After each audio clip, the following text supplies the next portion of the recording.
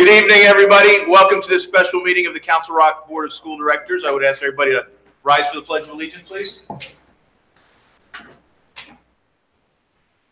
I pledge allegiance to the flag of the United States of America and to the republic for which it stands, one nation, under God, indivisible, with liberty and justice for all. Madam Secretary, may I have a roll call, please? Joe Hidalgo. Present. Christine Marcel. Here. Mary McKee. Here. Ed Tate. Here. Michael Thorwart. Here. Andy Block. I am here. Mark Bialik. Here. Denise Brooks. Here. Jerry Grubb. Present. Mr. Cox, Solicitor's Report. Mr. Block, I do not have a report for the board tonight. I'll have my usual monthly report next week. Excellent. Thank you. We'll move to public comment. It's slated for 30 minutes. Certainly we'll take the opportunity to ensure that we hear everybody this evening. I would ask you to keep your remarks respectful as we're on TV. I will, because the timer is broken, keeping time up here, I'll raise my hand at 3 minutes, at which point I would ask you to wrap it up. So if we could start with Eric Stevens. And when you do come up, state your name and the town you're from, please. Eric Stevens, Wrightstown, specifically Pineville. I'd like to thank the board and the administration for the countless hours that they have spent on the redistricting process. At this point, I'm very dejected about how Wrightstown and Richboro have been split apart. At this point, I don't believe there's anything else that I can do to benefit either of these communities concerning redistricting, because the train has already left the station. The only thing the board seems to be considering anymore is adding additional stops to the line. And I'd like just to request one additional stop, which is my own road, Pine Lane. Pine Lane is about as far north in the Council Rock School District as you can get. There's only about half a dozen elementary school students that are on Pine Lane. If you were to add Pine Lane add Pine Lane to the map, it wouldn't create an island. It would actually, if you look at the map, there's actually a boot for sulfidestone at the very top of the map, and that would be Pine Lane. Pine Lane, there are no houses on Pine, to the best of my knowledge, there are no houses on Pine Lane that have even been built since the last major redistricting process took place. The house I live in was built in 1954. That's about the average of the houses there. There's still the two original farmhouses that all the land that was subdivided, these houses were built on. Most of the people in my neighborhood are in their 50s and 60s or older, and their children have already graduated have gone to Wrightstown, Newtown Middle School, and most of them went to either Council Rock North or when there was only one Council Rock. So for about half a dozen students that are on Pine Lane, I request that they be added back to Wrightstown instead of going to sulfidestone. Thank you very much. Thank you, Mr. Stevens. Mr. Hickey.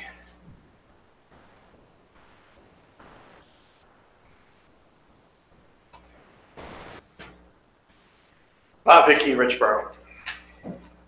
I'd like to preface my comments by saying that I am 100% in support of redistricting at the elementary levels within the township. My time tonight focuses on redistricting students across townships, specifically from a south feeder pattern to a north feeder pattern. Other than justifying over $100 million spent on 2 middle schools built to the wrong size that do not reflect the size of each township, I have yet to hear a solid argument for moving students.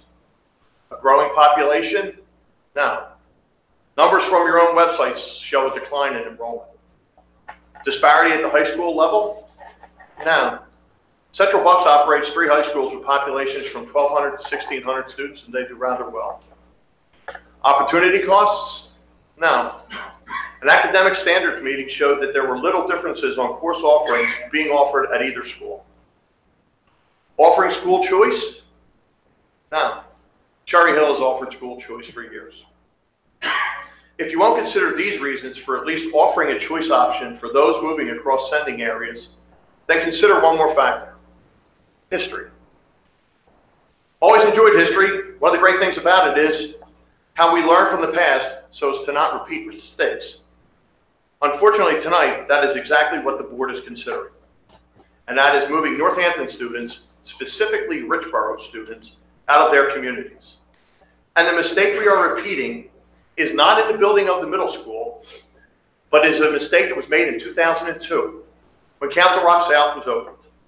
History has shown that feeder patterns were changed when the new high school opened. Some Richboro students went to South, while others fed north. History has shown that many Richboro students struggled, and please check with the previous administrations. From having medications for depression, to transfer requests, to psychological referrals, and other issues I choose not to bring up at this time. History has shown that approximately 9 years ago, Richboro students were given a choice option, and it worked to a degree. History has shown that 7 years ago, all Richboro students were permitted to attend their township school, South, and it flourished. Problems went away, and the district didn't fall apart for overcrowding. Most board members, including the present administration, weren't around for this history. So in a way, unless you dig deep, how could you know? However, there's many like me who do. Unfortunately, their children have grown and their school days are long gone. For the past 26 consecutive years, my wife and I have had a student in this district. 7 of those endured the redistricting from 2002. We too have history. I'm here tonight not asking you to believe me, but rather to believe history. At the very minimum, you should offer a choice option for those moving from south to north. It may even solve some of the problems you are still facing in this matter. What are you afraid of? Your biggest fear should be repeating the mistake of 2002. Let history be your guide as you vote tonight. Thank you. Mr. Hickey. Mr. McBurney?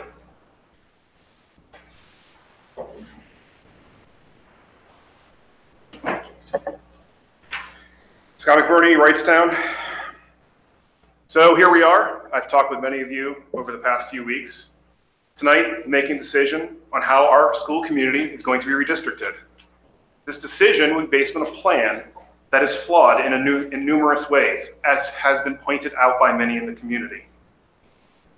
In addition to that, a number of alternate proposals have been developed by members of the community in an effort to help the district find a better solution for the district as a whole with minimal disruptions to students. These proposals have largely fallen on deaf ears or rejected outright with minimal analysis and or consideration, or at least that's the perception. One of these ideas was to flip Richboro to the north, which took various forms. The same reasons as has always been given were used to discount this proposal and reject it. One of these being that the utilization/capacity would be too low at Richboro. Think largely a 2-section school and too many open classrooms. In the current V2 proposal, Richboro would be mostly a 2-section school according to my calculations with its projected enrollment. The hypocrisy of rejecting a flip scenario for that reason to approve this with the same flaw is obvious. Additionally, under the new V2 proposal, by my calculations, Rolling Hills would be short a classroom, and Hillcrest and Holland, which were previously short 1 classroom, will now be short 2 classrooms. I'd like for an explanation as to why a proposal that doesn't solve the overutilization in the Holland area schools, when neighboring schools are underutilized, is being pushed through for approval. I know I or the community won't get an adequate fact-based answer with the details to support this decision, and this plan will get approved regardless. When and if this plan doesn't work, an additional rebalancing between north and south or other redistricting is needed. Given the impact to Wrightstown and Richboro, please don't come looking to our communities for any of these answers or for us to make any more moves. We're tired of being impacted, and we're tired of not being heard. Mr. McBurney. Mr. Schaefer?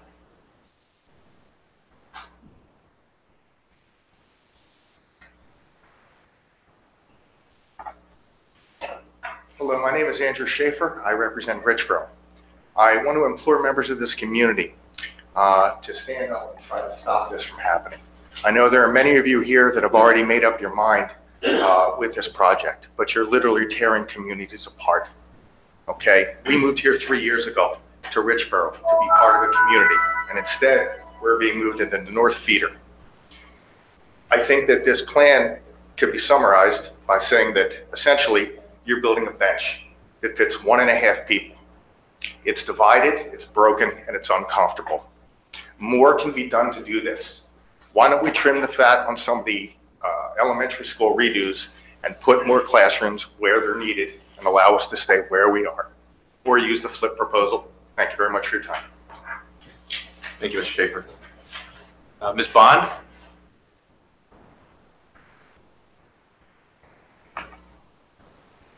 Hi, my name's Jill Bond, and I'm from Newtown. I am an educator myself from Hamilton, New Jersey, and I'm quite honestly very frustrated with this. My child is from Crown Point, 25 students being moved from Newtown to Goodnow. My son is in 5th grade. Sorry, I'm a little emotional. It's okay. He will struggle. He is one of those kids that is a hardworking child. My husband and I try our hardest to make sure he is who he is today, but he is going to be a 6th grader next year. And you are asking my child, who is a 6th grader, who has friends at Newtown, to move from Newtown to Goodnow. 25 kids, 6 6th graders, 6. I just think that is absolutely ridiculous. In the previous proposal, there was other areas that were being moved with them. And being an educator myself, I understand that redistricting has to happen.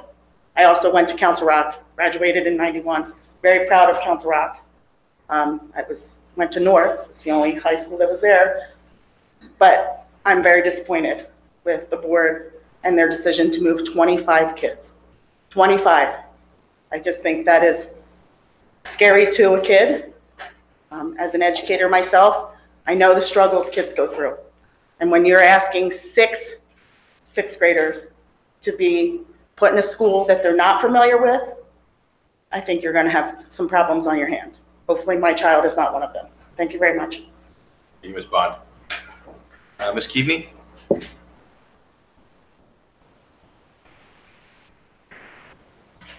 Long time no see. Good evening. My name is Jen Keaveney from Holland. It is obvious from the amount of time and effort that the redistricting committee has put into the current proposed plan, as well as the feedback from the communities impacted, that this process has been no easy task. There are a lot of moving parts, including future housing development, that will potentially increase student population throughout the district. It is because of this potential growth that I asked the board to please include the 3 classroom addition to the renovation plans at Rolling Hills. Personally, I think it was a decision that should have been made prior to the redistricting process. It will allow greater flexibility and room on the southern side of the district in an area that is already densely populated. While the cost is not insignificant, it will be more significant in a few years should this development come to fruition. It is a smart thing to do. Build the classrooms where the kids are. Thank you. Thank you, Ms. Keaveney. At this point, I don't have anybody else on the list, but if there's anybody who wishes to make public comment, feel free to line up against the wall. And no further public comment? Okay. With that, we will move to our redistricting conversation. Mr. Tate, if I could get a motion. Yes, Mr. Block, I'll read the motion. I'll make the motion.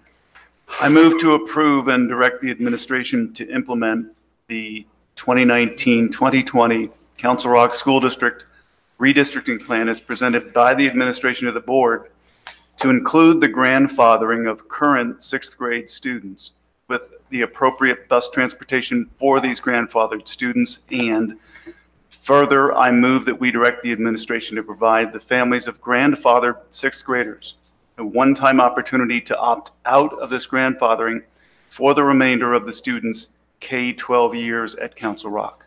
Second. Thank you, Mr. Violet. Dr. Fraser, I believe you have a presentation? We do indeed. Thank you, Mr. Block, and good evening, everyone, and certainly thank everyone who provided public comment this evening as well as before this evening. Tonight, we reach the end of what can only be described as a long and difficult redistricting process. And rest assured that we absolutely recognize that this process has put a tremendous strain on our entire Council Rock community. This process started in earnest about 15 months ago when a redistricting committee was formed. I would tell you that I cannot possibly be more thankful to the individuals who served on that redistricting committee. They invested countless, absolutely countless hours, and I would tell you, as I've said this before, that they truly agonized over their decisions. And now, since November 29th, this process has resided with the school board, and I have watched many of them also agonize over decisions. And I have watched each of them spend numerous hours engaging with the administration, engaging individually with each other, and most importantly, engaging with you, members of our community. Unfortunately, there's no such thing as a perfect redistricting plan. It's hard work, and we certainly know that it's emotional. But tonight, the board is presented with a formal redistricting proposal. Should this proposal pass this evening, we will immediately and enthusiastically turn our attention to the important work of transitioning students and their families. Both those who will attend a new school in the fall, and also those who are staying in the same school but losing classmates. There are a lot of numbers involved in the work of redistricting, but I assure you that we are acutely aware that each number represents a child, and further, that we care tremendously about each and every child. We look forward to partnering with our parents in taking care of all of these children during the transition process and certainly well beyond. We are one Council Rock, and I ask that we all exemplify this now more than ever before. At this time, it's my pleasure to introduce a small team of central office administrators who have been serving point throughout this process, and they will be presenting the plan this evening. So with us tonight, from right to left over here, we have Mr. Andy Sanko, who is Administrator on Special Assignment, Mr. Barry Desco, Director of K-12 Education and one of the co-chairs of the Redistricting Committee, and Dr. Susan Elliott, Assistant Superintendent for Teaching and Learning, and the other co-chair of the Redistricting Committee. And Dr. Elliott, I believe you're going to start off the presentation. Thank you, Dr. Fraser. And thank you, board members, for your continued efforts to support us throughout this whole process and the work that this committee has done. I echo what Dr. Fraser said about the hard work of this committee, and want to start by highlighting some of what this process involved, just to kind of bring us all back to where we all started with this. So we started over a year ago working with the committee in September of 2017. And again, we had 38 members on our committee. There were 2 parents representing each of our schools, 3 building administrators, and 5 central office administrators. The committee received public feedback in several forms, including 2 public forums that were held after proposals were presented. We had a designated email address that parents and community members could email with questions and ideas, as well as the community surveys that we sent out to receive feedback from the community.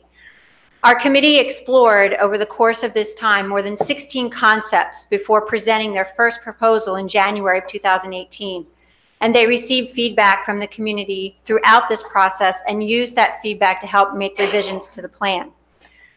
On our final meeting, when the committee voted on the plan that was presented to the board as the recommended plan, 17 of the 23 committee representatives, the parents of this committee, voted to move this plan forward. I emphasize that because it's important to know that whenever a vote or a consensus was reached with this committee, None of the administrators ever voted or took part in that consensus. They've left those decisions to the committee members themselves. Additionally, as Dr. Frazier said, the school board's been considering revisions since November 29th.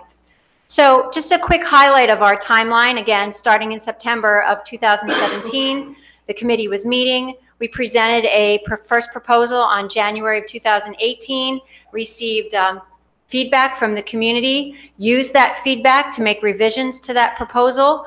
And at that time, about March of 2018, the committee work was halted as the board determined to hire a second demographer, and we needed time for that demographer to conduct a demographic study and gather some information that the committee would then be using in its future work.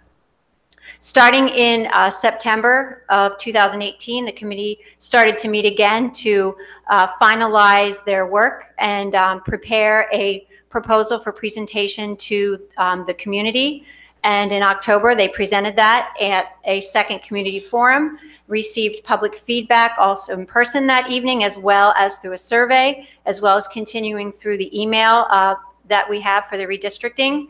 And the committee took that feedback, made some revisions to the plan, and in November presented that revised plan as the recommended plan to the board for discussion. And the end of November, and again last week, as part of the facilities committee meeting, the board discussed the plan and also gave the administration some recommendations and some adjustments that they wanted made to the plan. So based on the meeting last week as part of facilities committee, these were the adjustments that the board reached consensus on with respect to the plan, the recommended plan that was presented. So first, students west of Orthodox Road who had been scheduled to move to Welsh instead of Wrightstown with the other Richboro students were going to be moving to Wrightstown. So we made a shift in where they would be going. So they'd be going with the rest of the Wrightstown, or the Richboro students to Wrightstown. Students along Worthington Mill Road will stay in Wrightstown rather than move to Newtown. Students in Holland Ridge area, which was slated to move from Hillcrest to Richboro, will stay in Hillcrest. And students on Mill Race and Woodstream roads off of Bridgetown Pike will move to Holland along with the other students along Bridgetown Pike who were moving to Holland. Additionally, the board asked for some further clarification of some information to make some final adjustments to the plan.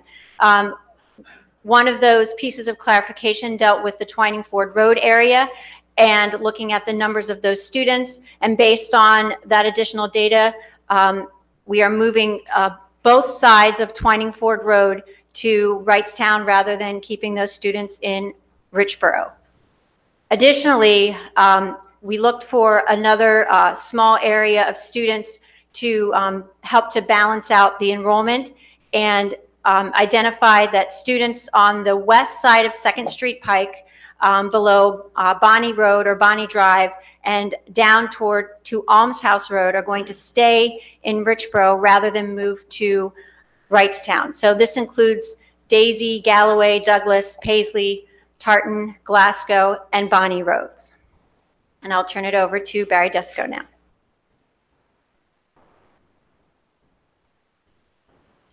Good evening. The purpose of the next few slides is to put numbers to some of these broad pictures that you've seen about shifts and changes. And the one that probably is most important to give you a broad overview of what the redistricting does is that in our current feeder patterns, the number of students, the percentage of students that attend the southern schools in the district is 55.5%, and those attending the north feeder schools are 44.5%. With this recommended redistricting plan, we bring those numbers closer together in terms of our population to 51.7 at the southern feeding schools and 48.3. So the current population is an 11% difference north to south, and with the redistricting plan, we reduce that to 3.4%. Middle school impact, because we've spent most of our time talking about elementary schools, but there has been concern about what happens at the middle schools. So on the left-hand side of this slide, you can see our current middle school enrollment. And part of what we've discussed, and I draw attention most especially to the Holland Middle School side for the 1920 school year, because we're suggesting that the sixth grade students be grandfathered. We would still see a decline, an expected decline in enrollment at Holland Middle School. The number of teams would remain the same in both buildings, but because the exiting class at Holland Middle School is larger than the incoming sixth grade, that's the reason why the grandfathering can be handled for 1 year.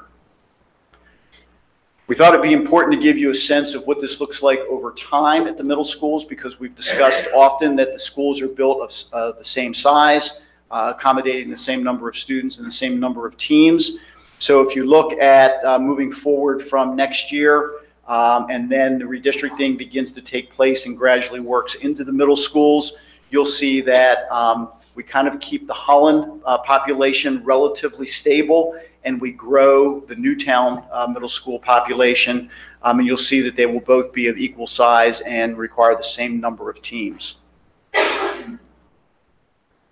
And then lastly, as a part of these shifts, we are recommending that the current Richboro Elementary School sixth grade students be grandfathered, and we would provide transportation for those students. However, we also believe that providing those families the one-time opportunity to make a decision about whether they would prefer to shift with the current redistricting or remain and follow that same feeder pattern that they are currently in would be the opportunity we provide to those particular families that are affected out of Richboro Elementary School.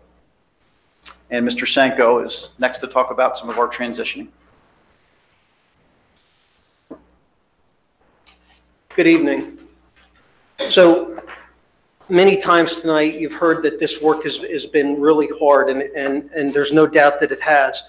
But I have an opportunity to speak to you specifically about our kids and transitioning our students as we go through this process. And transitioning is a key component of this entire process. And it's something that is not new to us in Council Rock. It's not new to us in any of our schools. In fact, we're really very good at it because we transition students every year from grade to grade, from level to level. And in fact, we transition kids well when they come to us mid-year. Most recently, some of you students, when we moved students from Richboro Middle School to Holland Middle School, and we brought an entire school, Wrightstown Elementary, to the former Richboro Middle School. And I believe I speak for all of us when I say that this is so important to us, and that nobody could take better care of our kids than we can collectively. So the transition is we have to be really decisive and deliberate on what we're doing in working with our kids. The teachers and the principals have already started conversation, primarily the principals, about some things that we're going to do as we move kids who are redistricted. You heard earlier tonight about a letter you'll receive coming out of Dr. Frazier's office. There will be an accompanying letter coming out of each of the principals' offices from that particular school where students are being transitioned into or redistricted to. Our principals will be working closely with PTO representatives. We'll work with Ms. O'Grady on frequent FAQs to be placed on our district website. And all of our transition material will be made available to our community on the website. Some of the things that take place regularly, you are accustomed as families, you're accustomed to seeing and participating in, like the summer open houses or the meet and greets that we offer at all of our schools at the elementary level. But we want to build on that and offer more opportunities for families and students to get into the new schools where they're going to start next school year. And our principals and teachers and staff will be working to provide opportunities like summer and spring opportunities for kids to get into their new buildings. As I mentioned, we need to be deliberate in partnering with our children as we move them from one school into another school. Ongoing and things that take place on a regular basis in our schools is that we have conversations and we meet regarding each and every one of our students every year. And those meetings that take place are conversations about kids, their particular needs, and how we can best serve them. And those meetings occur among teachers, with principals, with guidance counselors from school to school, between instructional support teachers from the different schools. And that happens happens regularly right now, even without redistricting. So that's something that you wouldn't generally see, and it's not, you don't see that happening in the public, but it's something we do and that we'll continue to do, with paying particular attention to each and every student who's transitioned from one building into another building. We all work closely with our PTOs, and the PTOs are a key component of the ongoings in our school. Our principals will be working with their PTO leadership to create liaisons so that the parent community has a PTO representative or a PTO liaison that will tie them directly to the school.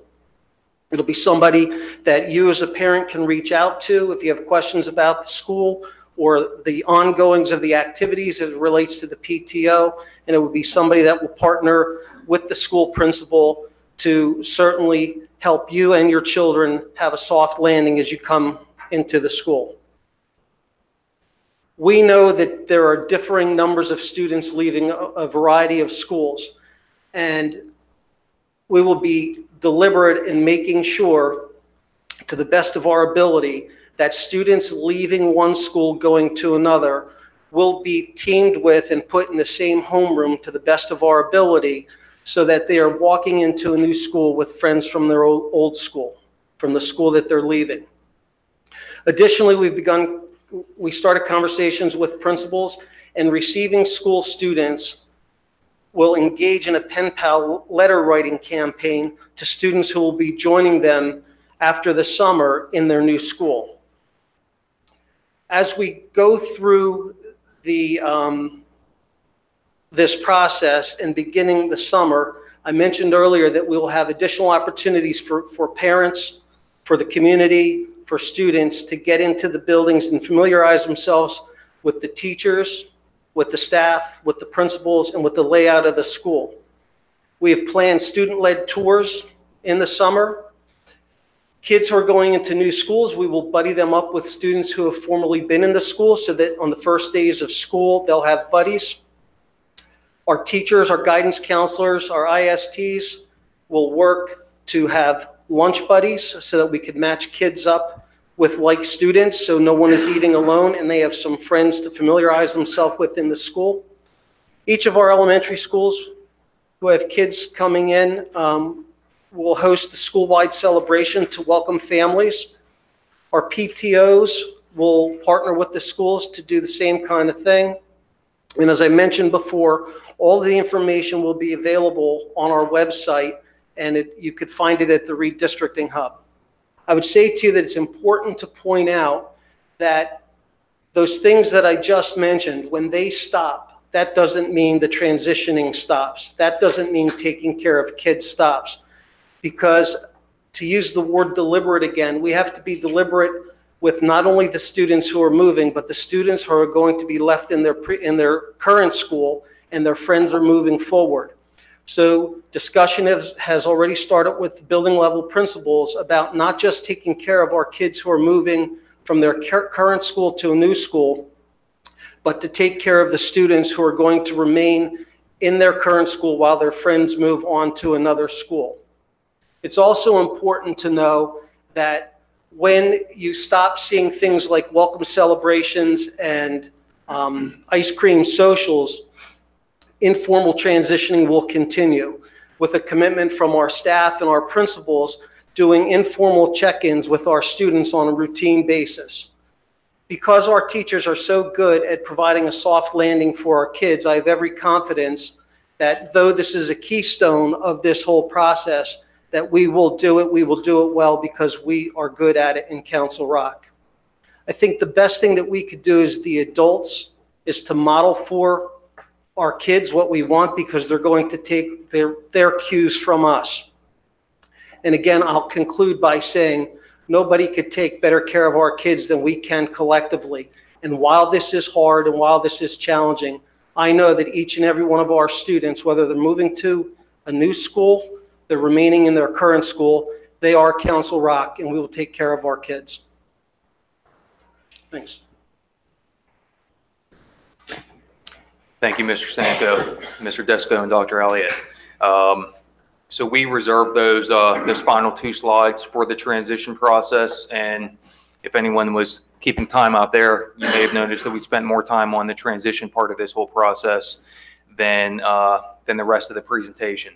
It is by far the most important part of this process. It's, as I mentioned earlier, and as these folks have mentioned as well, this has been just a tremendously difficult process for everyone.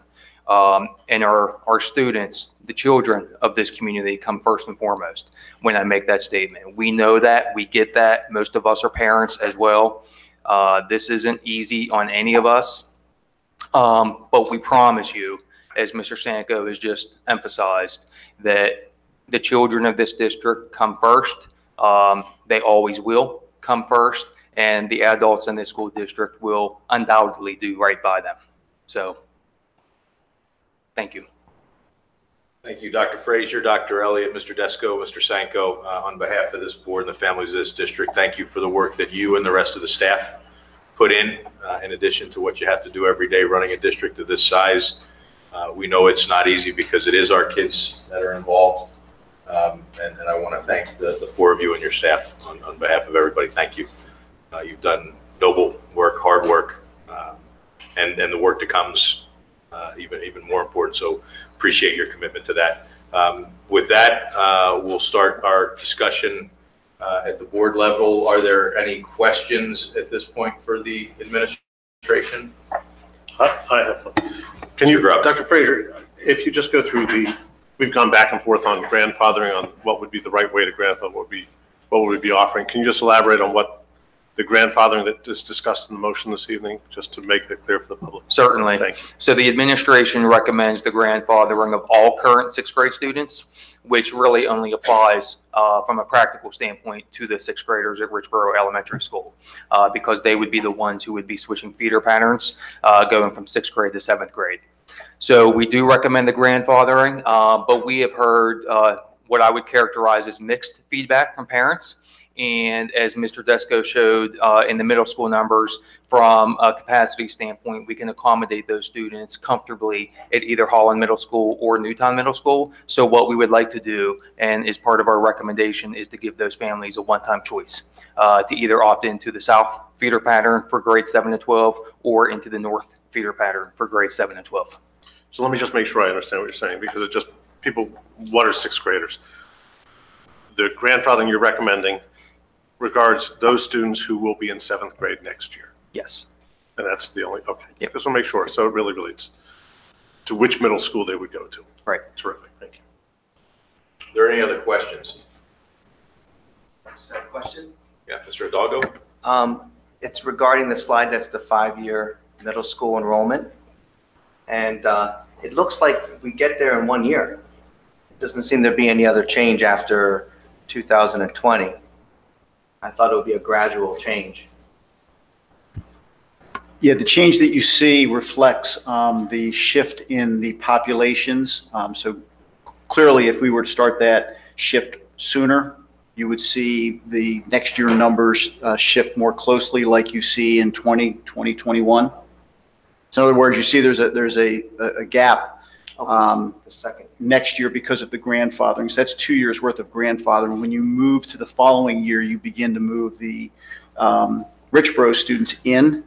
So 2020, 2021 is the first year that we would see a shift in population. Then you see from that point on, right, it evens out. It seems to me that 2020 to 2021 is relatively almost the same as 2023 to 2024. We went from 936 to 932 in Holland and 875 to 871, and I thought we were going to see more of a balance over time, but it sounds like we get there after 2 years.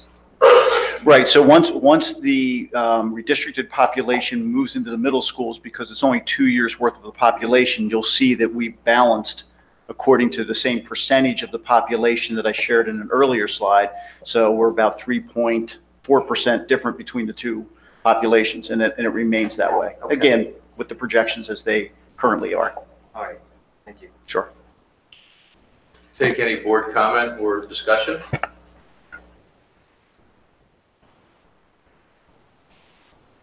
Marcel? Is this the time where we can? Yeah. Okay. Well, if you want me to go first, I'm happy to. I actually had some comments from last week that I would have liked to have shared, but it seemed like it wasn't the right time. And so, so I have a statement that I put together that I'm going to go through, and I appreciate it. Over the past few months, I've seen firsthand how difficult redistricting can be and how inherently challenging it is, regardless of what school district you are in or where you live. After Council Rock not redistricting for so many years, I think that the difficulties, emotions, and challenges have been even more significant. With that in mind, I would like to thank the Redistricting Committee, the administration, the community that attended meetings and provided a great deal of feedback, and the parents that have spent time developing their own alternatives. With those difficult times in mind, I'm going to start and end my comments on a positive note because I think that everyone probably could use that. A parent in the district that attended the public meeting last week expressed her appreciation for participating in the public comment and stated that she enjoyed the meeting, which was fantastic because we don't get that feedback often. It reminded me of when I first attended school board meetings for master capital planning as a Wrightstown parent more than 5 years ago. I know this has been a very difficult road for many community members, but I would like to encourage parents and community members to remain engaged, whether it is at the PTO level, helping in your community, helping at a holiday party at your elementary school, whatever it is, or coming to board meetings. Our community's children and schools really need your participation and valuable contributions. I was reminded of the importance of community involvement recently when former George W. Bush stated the following in the eulogy of his father. Dad taught us that public service is noble and necessary, that one can serve with integrity and hold true to the important values like faith and family. He strongly believed that it was important to give back to the community and country in which one lived. He recognized that serving others enriched the giver's soul. That quote means a lot to me as I believe very strongly in serving my community and the Council Rock School District. Throughout this process, I've tried to balance those interests. From a Wrightstown perspective, I've seen a community struggle through multiple school closure debates, the movement of Wrightstown's 5th and 6th grade to Newtown Elementary, and then moving the entire school to Richboro Middle for construction. It's been a tough road for many years, and many community members have largely been waiting for the other shoe to drop. That is why moving more than half of the students out of Wrightstown Elementary after so much transition is difficult for the Wrightstown Elementary parents and our community to bear. I've heard it many times over the last few months, as the board has too, as many parents and community members have expressed their disappointment with the direction of what is now the current map. This experience has also made me consider Richboro and their years of transition between the North and South. It's been a difficult road for their community as well, from the transitions they have seen to having their middle school closed recently. It saddens me that the current plan imparts so much impact on two communities that have seen so much change over the years. From a Council Rock perspective, I agree we need to balance the North and South and ease overcrowding. I also agree that we are way overdue for redistricting. However, I don't believe the current plan achieves the district's goals. My first concern, under this plan, why do we have Hillcrest, Rolling Hills, and Holland Elementary over capacity, together equaling 5 rooms that are still needed, while Richboro and Churchville Elementary have 7 classrooms together to spare? If we are trying to balance schools, why do those schools stay overutilized when they are next to schools that are underutilized? I don't understand why we cannot move students from Holland into Richboro and Churchville to ease that overcrowding. I do understand school boundaries, and that can be complicated, but how do you explain that to a parent who now lives near Tanner's, yet will now be traveling to Wrightstown? Number 2, under this plan, why do we have only 2 extra classrooms in the north with several potential sections that could pop before the June 1st registration deadline? What is the contingency plan? And if more developments emerge in the north the next 2 years, such as the proposed development across from Newtown Grant, what will we do? Number 3, finally, under this plan, are we moving enough students north to balance the middle schools? Will Holland Middle see enough relief, or will we be having this conversation again sooner rather than later? Even worse, will there be a discussion about flipping Richboro Elementary North down the road after we've caused disruption to so many students? All of these questions have been swirling around in my head and contribute to why I supported looking at alternatives, and still do. Whether it was the east-west alternative that Mr. Block discussed at the last week's meeting, the Flip Richboro Elementary plans, or several other alternatives, I believe that they had merit and deserved more review and consideration. Perhaps as a new school board director, I view redistricting through a different lens, causing me to be more open to considering alternatives. However, with that said, I do appreciate the board and the administration spending a very long time discussing both redistricting and master capital planning.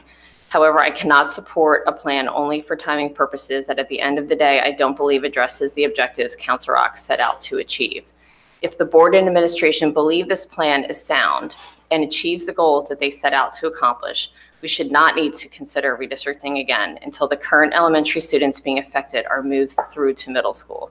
If there is redistricting proposed in the next 3 to 5 years and I am still on the board, there will need to be a very significant concern or reason why we are looking at this process again, unless it is solely focused on students in areas of the district that were not previously impacted by this plan. Also, from a lessons learned perspective, I think we need to consider future large-scale redistricting with the help of a demographer only. One, because it can help to free up our administration to focus on running Council Rock, and two, because it removes the potential risk of bias from both the community and the board. Finally, I promise to end on a positive note. While I do not agree with the proposed redistricting plan being voted on tonight, I do believe that Council Rock is a wonderful school district, and the administration, teachers, and staff will do an amazing job transitioning our students. I know this because I cannot speak highly enough of how well done the Wrightstown Elementary transition to Richboro Middle was. Seeing the administration, teachers, staff, PTO, and community working together for the greater good of Wrightstown students was extraordinary and made me very proud as a parent, community member, Council Rock alumni, and school board director. I expect that everyone going through redistricting will experience the same level of positive transition, and I look forward to seeing the administration, teachers, staff, PTO, and community members come together and shine during this important next step for the students of Council Rock. And that's it. Thank you. Thank you, Ms. Marceau.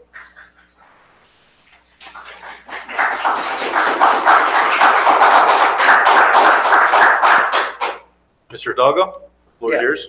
Well, thank you, Kristen. I second everything you said there. I really appreciate that. We may be on the same page. I know we are. I wanted to start by thanking Dr. Frazier, who led up this very difficult process with as much heart that went into it. I know you lost a lot of sleep, as many of us else did in this board, and I appreciate that you spent the time helping me to onboard more than you probably had to. So I do appreciate that. I want you to know that from the bottom of my heart.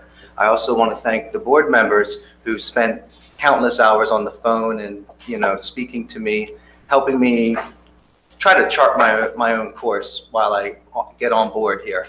And I just want to make sure that I extend those thanks to every single one of you for taking that time, including Mr. Cox for his time. So everybody's been very cooperative with an open ear. So when I first came on, again, I'll just state that I've had issues with this process and the plan since I came on board, thinking about middle schools the same. And when I started to visit the elementary school, I went to all of them. And when I saw Hillcrest, that really concerned me on how much room is needed in that school for the amount of kids and support classes that they have there. And it's still a very dire, that was the main reason why we had to get this done. That and oversized or overcapacity at Holland Middle School. Apparently, Holland Middle School is going to fix itself naturally this next year, so we're able to grandfather some kids from 6th grade at Richboro to go over there, which is a great thing. So that problem is fixed. I still worry and would like to ask if, with needing 2 classrooms at Hillcrest Elementary School, if this plan fixes what I saw there, where storage closets were being used for classrooms. Of course, they're of a size that is acceptable by the Pennsylvania Department of Education, but it's not ideal from the heart. When I walked there, I didn't feel that that was, we could do better, even if we had to introduce some other strategies. So I was wondering if Dr. Elliott or Mr. Desko could tell me, are we solving the problem at Hillcrest next year with this current plan the way it is? It's very important to me. So the short answer is yes, because we will be utilizing fewer spaces next year than we are this year at Hillcrest. We would have preferred to even reduce it further, but we were limited in some of the changes that could be made. And I'll also say that we're reducing the overall population by quite a bit, probably around 80 or 90 students from this year to next. So what always makes the determining factor about utilization is how classes break down, and when you reach a particular number according to our class size guidelines and need to split a class. So that will always be the determining factor in all of our buildings moving forward about our space. But again, the short answer is we'll be using fewer spaces at Hillcrest next year than we are this year. So we won't have students in the storage rooms or closet. Yeah, and I think, I want to be, so the public knows when we reference those, because previously that's what those rooms were, but they have been changed. I mean, there have been adaptations made and ventilation and air conditioning added. So those rooms, although technically were built as a storage room when the building was built, have been modified to be used differently as instructional space. Okay. How about the storage? Will we still use the computer lab for storage next year, and will there be storage in the hallways? Are we going to fix this? Well, that's the intent, and sometimes that doesn't happen immediately. Again, we are reducing the number of spaces, and we will be better next year at Hillcrest than we are this year. All right, well, thank you. That's very important to me. That's probably one of my major concerns. But, since this is it, I want to state my piece of why I'm going to vote against this, or at least ask for a delay. If you said there's 2 classrooms in the north, I don't think I could do any better than what Kristen did saying that spot. So what I'm going to do is just hit on a few things with the guidelines, because I have many questions that just aren't going to be answered. I had one question from you had 3 questions you could give last week. My second question had to do with what backup plan will Kristen ask tonight? What's the contingent plan? Since we have this imbalance of elementary school classrooms in the north and the south, but we built 2 schools exactly the same size for the middle school. So we're kind of forced, this parity has been forced upon the district with this north to south parity, but we don't have the elementary classrooms built to support that. So I'm thinking we're going to have to change something in the next 2 or 3 years, and there must be a discussion about it. There has to be some kind of idea. Yes, what if we start popping classes in the north and we don't have the space? So ideally, we could have just flipped the whole school, but we've tied our hands behind our backs by, or at least one hand behind the back, by having 2 middle schools that are basically, you're going to run at 90% all the time, and which is fine, but I really don't think it was designed correctly, because just can't make parity between north and the south. It's not natural, and I don't think it's sustainable without constantly flipping kids around. So this is just my gut instinct. I'm not the expert. I don't have all the answers, but coming in with a fresh perspective, I always thought, whoa, I was very disheartened when I realized that we're actually stuck with 2 middle schools the same size. And perhaps we're going to have to make some adjustments for that somehow, which could also mean requiring to split a school is the only way you could actually do that, or you're going to have to add on somewhere. We already have at the north 700 students, 700 students, 800 students, or that's the capacities. You can't really build on to Goodnoe, Hillcrest, or So Finestone. I mean, they're already gigantic schools. So thank you guys for taking the time to listen to me. What I'm gonna just go through is a real quick report card of the guidelines. And I circled a few where we said we weren't gonna split elementary schools. I really do believe that that's what we're doing to Richboro. You're from day one, you're taking and ripping that community apart, and it's gonna be permanent. And that to me is, I just can't believe that we're doing that. But coupled with that is, this is the most important thing to me too, that I originally saw, was how far you have to go to school. My sons went from, as I already said all this stuff, I'm not going to repeat it. My son went from Richboro to Holland Elementary School. That was just 10 minutes. But boy, when you got another kid at the middle school and another kid at another elementary school, and then I'm going another 12, 15 minutes, and you have to go there to do things. I can't imagine what people all the way down at Alms House in that little triangle that's all the way down at Temperance are going to have to go. If you look at that map and you talk about relative distance to a school, to go from like 3 to 5 minutes to 20 minutes, both ways, round trip with more time spent in the school. And what about the people who have to do that, but their kids over at the middle school? And I just don't see how we could do that. That is definitely breaking a rule that is very important. And we're going to see the stories down the road of how difficult we're making it for that community. So I feel for them. I have from day one. And but that's where we're at. There's inconsistent application of guidelines where sometimes you are going to take both sides of a road and move them, and other times you're just saying, nope, we're using the road. And so that guideline wasn't applied equally. There's 1,000 examples out there if you just go and listen to and watch the emails. Grandfathering, I am kind of like, choice is important. I understand there's a logistics and there's a big cost, but in the perfect world, we give people the choice to do what they wanted to do. It becomes an economic issue of whether we can grandfather or not. And I do trust the administration understands the economics of, and also the logistics of grandfathering and when it went. So I kind of agree with you that I'll leave that to you to figure that out. And then I think finally, the really strange thing to me is we went with version 1. And there, the complaint was, we need to move more students. There's too little students being moved and they won't have any friends. But what that ended up being, because there was that presentation that was given to the Holland parents from one of the redistricting committee guys that compared V1 to V2, and that was distributed to the board.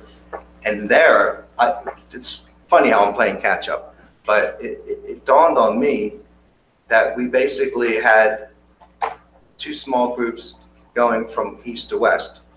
And with the new map, we're moving more kids, but guess what? We're moving all the kids over from this side and doubling all this and ripping apart a community. So at the end of the day, it was all bared on Wrightstown and Richboro. And then you have to backfill.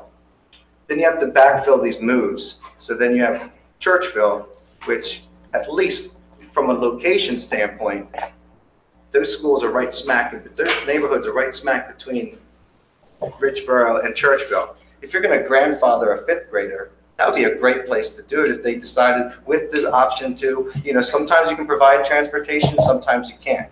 But we should be really open to looking at that. And then lastly, the last domino to fall would be the Welsh community that was hit at the last second. I can't say it's not as last as the last moves we just made since last meeting, but that really was a shock to that community that had not seen it coming. So, we're all doing our best for what we can do, but I would just hope that we can figure out, we may have to have panels, but I think we have to figure out how we can grandfather people where needed, because there's a lot of people who were going to come to us, and I think we have to have an open ear, and we may have to design some type of process to be able to vet these requests for grandfathering. And I think that's about covers it all. I'm not going to go into much more, but I just want to thank the community for pouring out their heart and soul. I'm not happy with the process the way it was done, but I am very happy with each person here that's come up here and spent their time unpaid to volunteer for public service. And I look each in the eye and tell you that I appreciate what you do, because I know what it's like, and it's not easy. And coming in this, that's how I can feel for Dr. Frazier, because he came into a job where they're going to redistrict, and it has to be the hardest thing and I can't forget the other administrators who also have been working diligently on things that you really shouldn't have been working on and focusing on other stuff. It's something where I think we needed to lean more on the professionals to be able to do, but you did a great job of, your effort was amazing. And you're not the experts at this stuff, but you rely on experts when you can.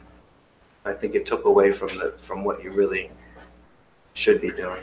And I hope if we have to do it again, we're going to rely more on professionals, that this is their main job to do. So that's being said, I just want to say thank you to everybody and the public for coming out tonight. Thank you, Mr. Hidalgo. Can I go over to Mr. Bryant, please?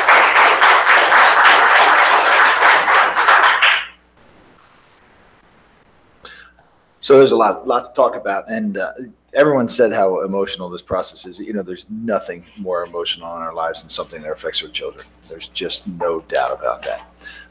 So it's very hard to look at lines drawn on streets, backyards, what have you, and numbers of kids to not think about who those kids are. Some parents sent pictures of their children to us in emails and things like that to kind of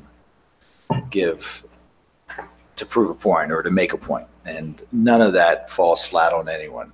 Joe, I have to disagree with you on a couple points, but I'll just mention one. You looked at the administration and said you guys aren't the experts in this stuff, and they are the experts in this stuff. So they're not demographers. It's okay. They're not demographers, but they bring the component that we need as far as the effect on education. That's what this is about, really. This is about giving quality of education, the quality education and an equal and fair opportunity for every child in the district. And if a child is South doesn't have the same opportunities at North, we've fallen down there. And that's what's happened. That's where this discussion started. And I've heard from teachers in the South that say that we're actually at South that were not happy with us grandfathering. And first it was the 7th grade, right?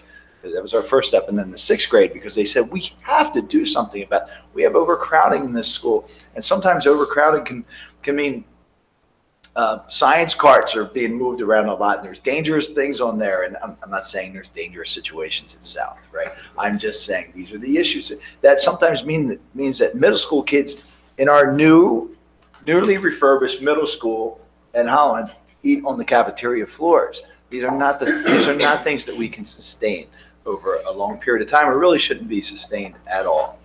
But there is a lot of emotion involved in this. You can always find things to be critical of. There's no doubt about that. Many, many times I've sat here in criticism of the board and in criticism of the administration for decisions I thought that the board was making, for recommendations I thought this administration and prior administration has made that I did not agree with. And I don't think anybody can say that I will be quiet about my criticisms. We can't solve every problem. Other than the people sitting on this board, committee, the administration, the parents in the room, the other people that know the most about this happen to be my family, because I've talked about it so much, and I talked about it while we were on vacation. And my 12-year-old daughter, as I was leaving the house early this morning, another issue came up, and I was talking to her about it, and she said, "Just remember, you can't please everybody." Right? So wise words from a young child, but you really want to please everybody, and every situation comes in. I had a phone call with a parent literally a minute before walking into our board meeting, our finance committee meeting, and you're at the point where there's just, you stretch that string and there's not much more that we can do. I think that the administration, I truly feel that the administration has been open to the alternate plans. I think that they've reviewed every possibility in those alternate plans. I really don't know what more research can be done in those alternate plans. So it really disturbs me when I hear people say we haven't been heard, because for crying out loud, we've been listening for a long time. And I know I've read every single email that's come in. If it's addressed to me directly, I try to respond to it. We had a flurry of voicemails when in the past couple of days. I'll tell you, I listened to them, but I was away with my family, so I did not call back. But we've heard, and it's been going on for some time. I do believe that this map is the best that it can be in this situation where we are here today.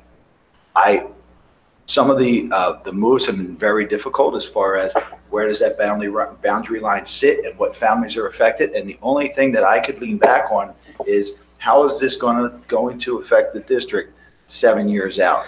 Because that's the objective, is to have this last for at least 7 years. We should not be waiting a decades to do redistricting. I would say I would feel comfortable doing it within 7 years, but I respect Dr. Frazier's recommendation and the administration's recommendation, and it makes sense because that's the elementary cycle. But I really have no problem with evaluating it every 3 years to see what changes would be made or could be made. But that's just me. I'm not driving this. But I will say that I'll support this map tonight, this plan tonight. I certainly hope that we don't have wholesale changes along the way in future years. But I'm confident that this administration is going to implement this plan and any changes that have to be made in the future, whether it be 7 years as we suspect or sooner, with the same concern, deep concern that they have with every other change along the way or every other comment along the way. And there have been some criticisms about the map being very capricious. Well, yesterday my daughter was going to this school, now she's going to this school, and now back to this school. This is very hard on us as a family, and I, for one, appreciate that.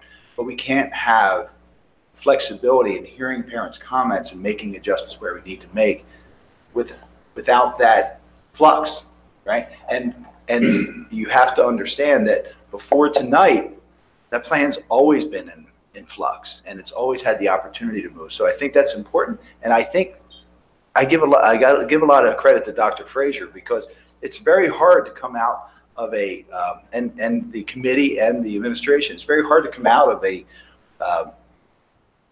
work session where you're doing the best you can and moving streets here and there, and then suddenly have 9 board members say, no, let's look at it this way. And Dr. Frazier never once said, no, we've done it all. We've looked at it all.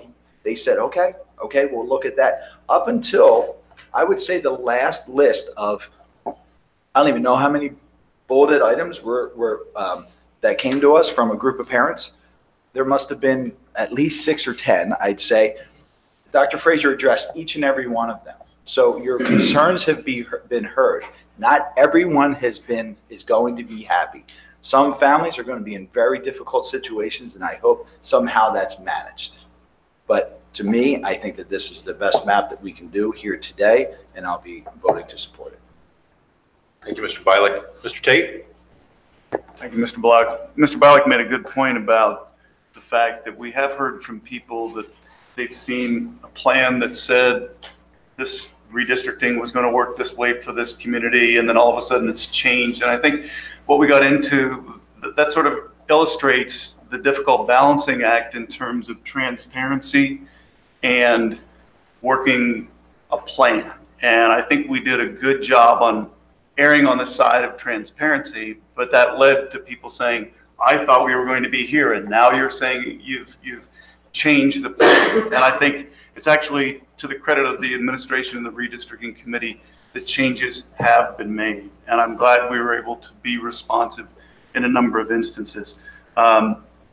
Ms. Marcel had a lot of great points to make, and I really agree with her point that it's unfortunate that Wrightstown and Richboro Elementary have really, again, borne the brunt of a lot of change. And it's unfortunate. I'm afraid it's unavoidable. And we saw with the transition for Wrightstown Elementary how well that's been managed, and I think that's to the credit of the principal and the administration, and I think that provides a good model for us to move forward with the transition. I liked hearing Mr. Sanko say that we're really good at it when it comes to transitions, because that's the big challenge now. We're going to vote on a plan. We're probably going to approve a plan, and now it's our challenge to make sure that the transition is done as well as possible. There's a whole lot of other points I could make, but I'll just conclude with a point that Dr. Fraser made when he said there's no such thing as a perfect redistricting plan.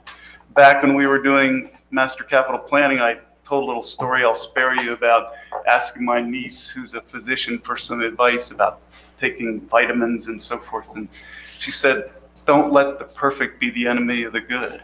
I mean, we will never have a redistricting plan if our goal is to have a perfect plan. I have the board guidelines in front of me, and there's the 6 basic guidelines with 2 additional objectives, and we've done very well working toward those guidelines. Not every aspect of the plan meets with all 6 of those guidelines. That's impossible.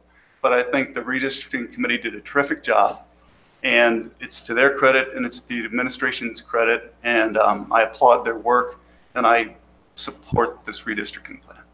Thank you, Mr. Tate. Brooks? Thanks. I agree with much of what many of you have said, and it is worth repeating.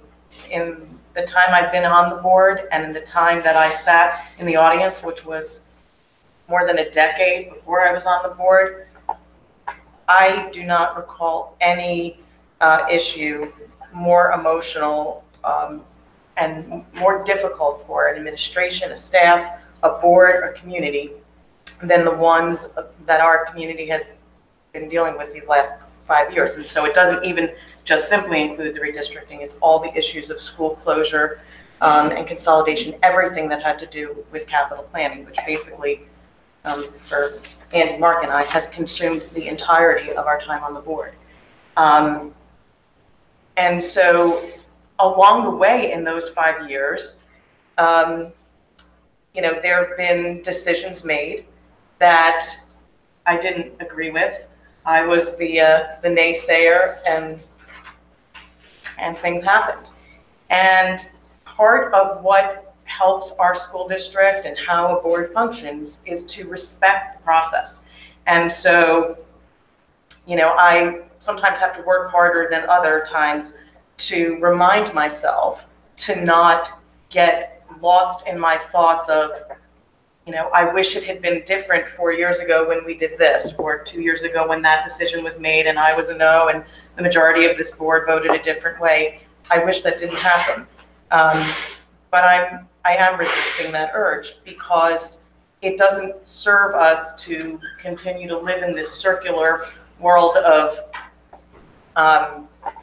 where it's more important to feel like you were right in the moment than it is to know that you're doing something good for the future of students. And so I think that if the 9 of us sat in individual rooms and said, let's come up with a plan, we would reconvene and have 9 different plans. And so that illustrates, there is no perfect plan. I very much did not want a plan that divided the Richboro community. I very much believed from the beginning that the best thing for our students and the community would be to move an entire elementary school north. I thought that was a better way to manage it. But over a period of years, I have brought that topic to discussion, and it didn't work that way. And so I respect that. And I think that I choose not to look at it and say I haven't been heard, which is really a way, I don't want to make it code for like, I didn't get my way, you're not hearing me. I genuinely do believe that looking to flip the school was very thoughtfully and thoroughly looked at. I thoughtfully and thoroughly looked at it. I didn't not just accept at face value what the administration said when certain numbers didn't work. When community members sent me data, I looked at that data. I questioned people who sent me data, and because their numbers didn't match numbers that I had, and I wanted to make sure, am I looking at it wrong? Am I misunderstanding something? So it was a, I feel like I did my homework to make sure that if it didn't go in the way in my heart I originally started, that at least I vetted it thoroughly. So it's not a perfect process, but what I do know is that it has been transparent beyond anything that I've seen in this district before. It has been inclusive. It's been inclusive of community. It's been inclusive. Just for me, the many questions that I have sent to the administration, every question, even as little or benign or big, has been responded to. I have benefited from the meetings that I've had with administrators. I've benefited from conversations I've had with my board colleagues, but nothing has benefited me more than the conversations I've had with community members. A lot of people have said that I wish that there was more creativity, and I think it's been a pretty creative process. And one real example is just the notion of we've had some flexibility with certain things. The extensive grandfathering that we've offered, which I fully support. Quite frankly, I wish we could do more, but I respect the decisions of the challenges that brings. Or even the flexibility with the Richboro 6th grade, where the grandfathering can either be accepted or not. I will say this, that if I didn't think that this plan would last 7 years, I wouldn't be voting for it. So when I hear people in the community or others say, we're going to need to look at this in 2 years or 3 years, I've looked at the numbers. I do not see that. If I did, I would be without a question a no vote on this, because this is too much. Our community needs to heal. So the interesting thing was also earlier on, there was some talk about let the professionals do this. When we were in capital planning, part of what we needed to help understand the school consolidation issue was we had Sundance do the redistricting. They modeled a redistricting plan for us, which of course would be the starting point.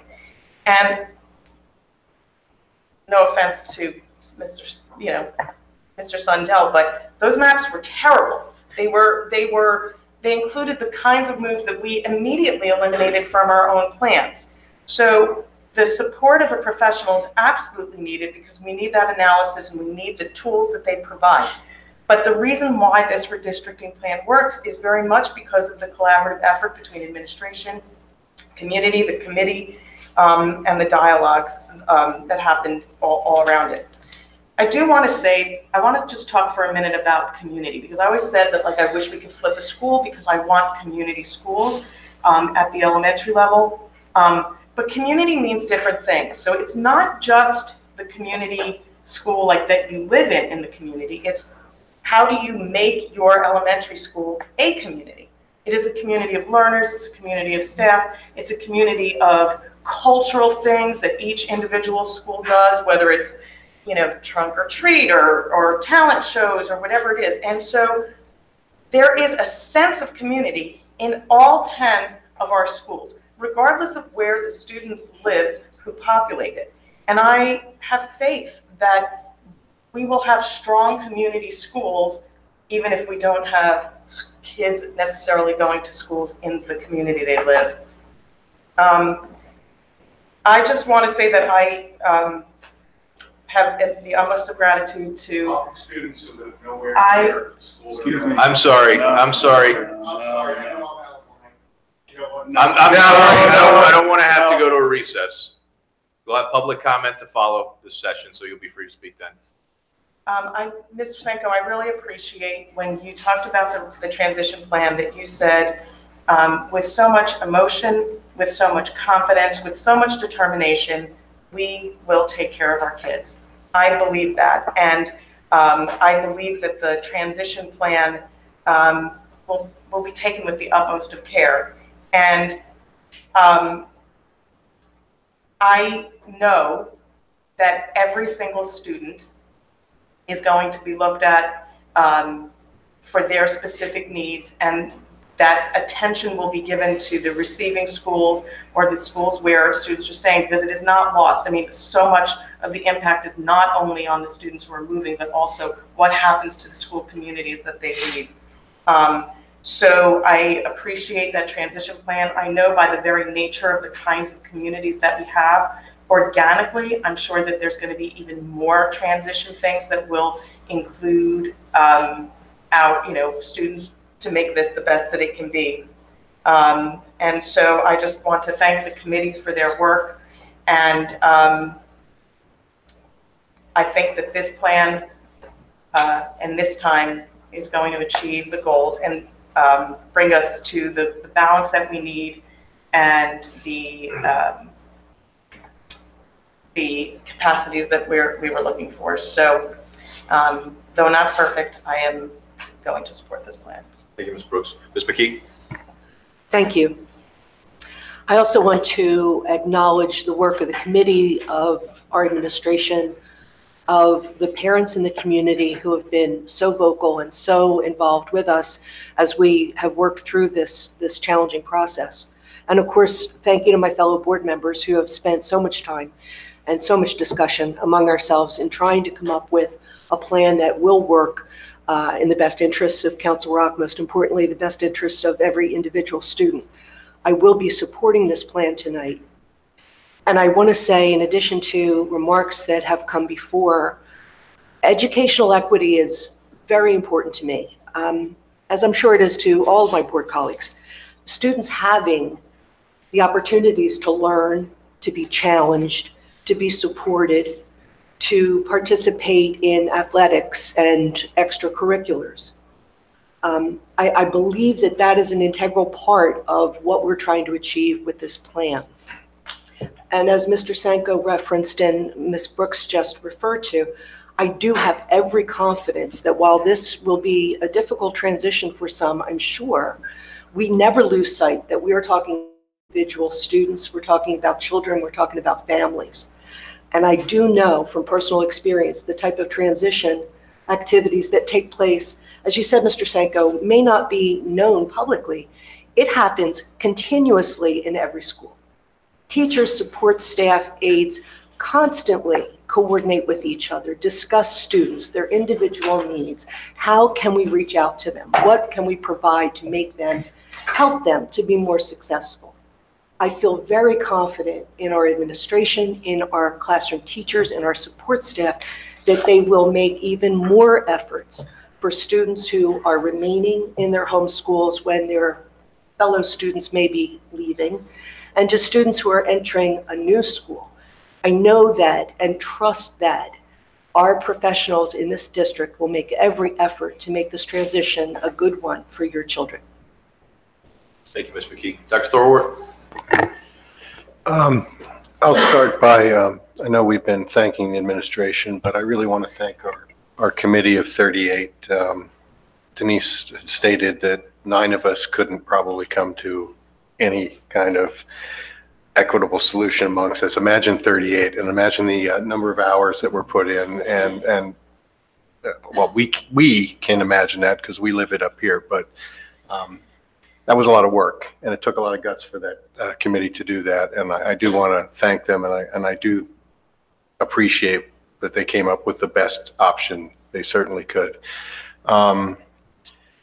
I'll echo Mrs. McKee's comments about transitioning now, and I'll defer to the educator on our board and the educators among us. I know you do a good job at it. I've watched it at Holland Middle this year. My son came home with friends he didn't know before he started school this year, and they're going to be friends he has right on through high school because of the efforts you folks put into the middle school. And you're right, Marianne, the teachers do care. We still hear from teachers that my daughter had in 4th grade, checking in on her, not because she needed it, but because they're concerned. And that's important. And it says a lot about our staff. So to echo what Mr. Tate said, perfect, we're never going to get it. I'm sorry, we're not. This plan seems to accomplish as much of our goals as I think we can after multiple decades of not doing this. So with that, I will be in support of this plan as well. We've got a long row ahead of us yet. You folks are done with this part, but I think the more crucial part is now transitioning all these kids and making it work.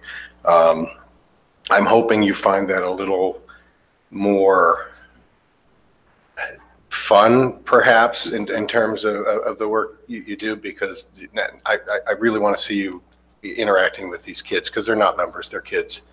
And it's important to get out there, wade into this, and then I think this board will be supportive of whatever you need, be it time, funds, we will make this work. And I could ramble on more, but I'll stop there. So thank you. Thank you, Dr. Thorwart. Mr. Grupp, any comment from you? Let's go after he says I'll ramble on. I apologize if these are notes really on many of the comments that have been said from the community and from the board. Someone talked about relying upon an outside consultant without the board's input or without the administration's input. It must be 5 years ago by now, but when we ultimately first began to look at redistricting, we were in the room across the way and we talked about hiring a consultant. I have emails from members of the community who objected to us using a consultant, that it was the board's responsibility to do this and that we knew the community. And I think what we came up with at the end was a hybrid. I think that nobody on this board is a demographer. Moving the children who exist now, but is one thing. Having to try and accommodate, and this was our whole challenge with Sundance, ultimately with the next group as well, was what will we have in years to come?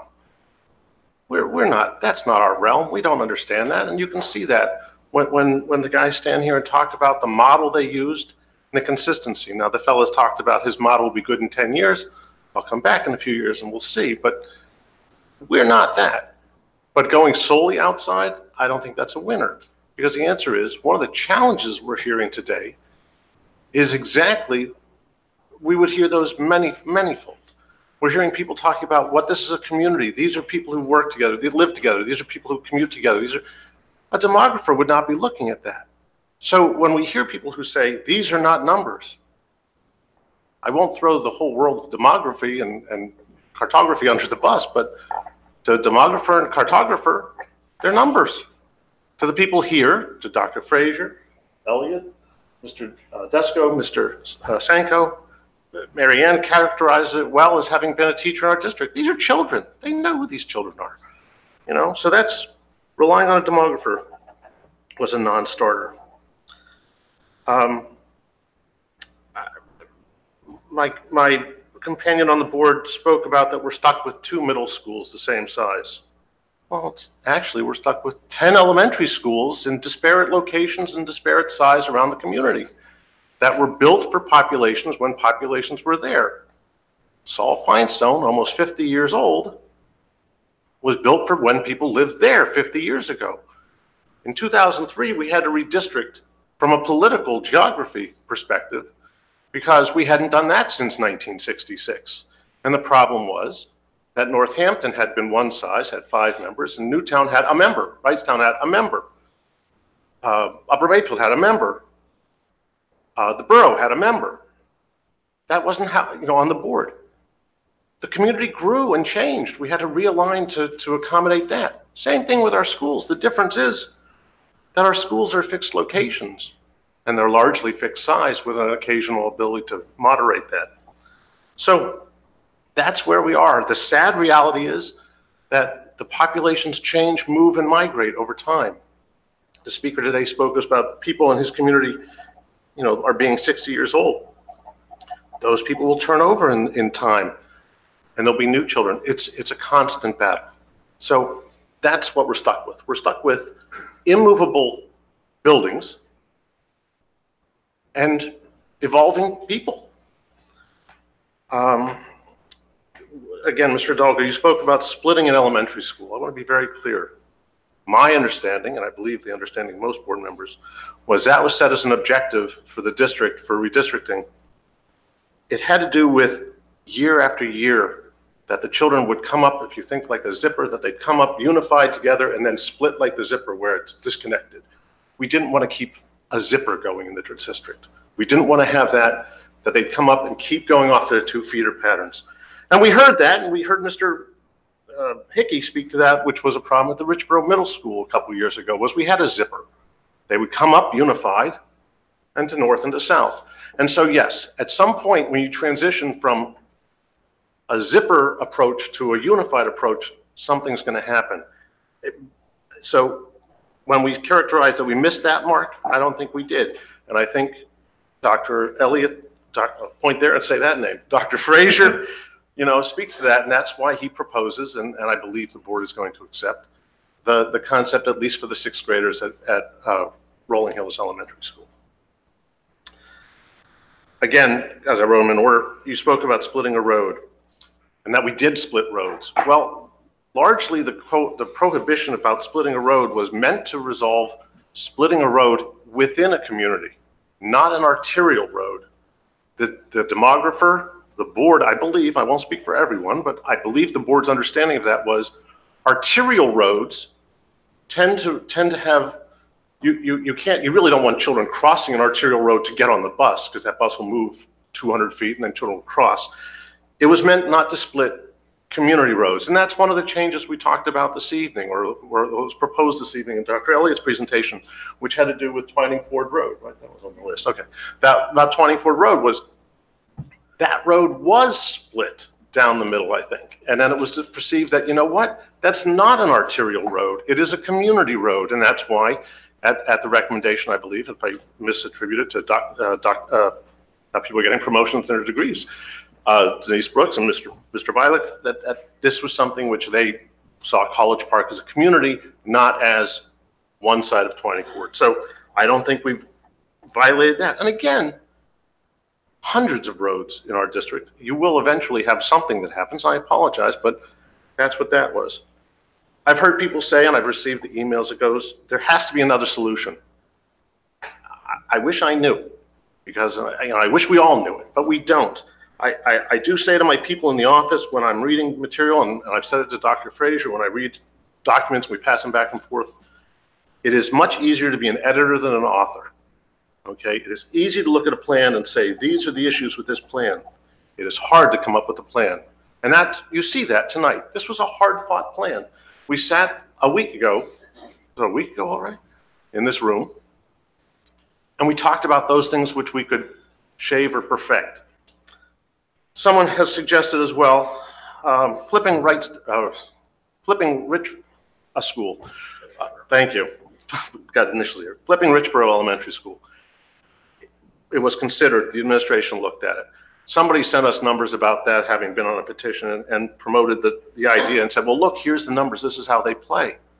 And with the lens that person was using, I can understand where that person would think, well, maybe flipping works. The lens I was looking at it with was that of the 3 plans that were promoted on that spreadsheet that the fellow provided, which was what the board had in front of it, version 2, flipping, and then status quo. First off the box, status quo failed on every matter, because on every measure every year, because it showed a great inequity in terms of our high schools. They would become wildly disparate in terms of size. And then when you looked at version 2 versus flipping the elementary school, again, in most of the cases when you looked at it, the preference went to the plan that we have in terms of creating equity at our high school. And by reference to the high school, projecting that years back, it also works then at the middle school. Almost done. Speaking to plans, there has to be a better plan. Denise is right. She says, we really, and I say it all the time this way, and Denise says, you have to look forward. I always say that, we really need to lead much of our lives based on the way our cars were designed, which is we have a very large windshield and a very small rearview mirror. What's in the past is behind us, and we have to look at what we're doing in the future.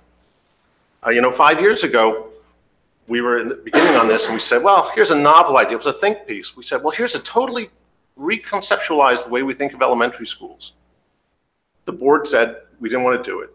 It was a think piece. It was, how do we redo it? Do we combine schools? And a community member picked it up and went forward with 5th and 6th grade.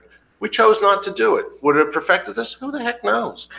But you try different things. That I really had that written down with that. Are there other alternatives?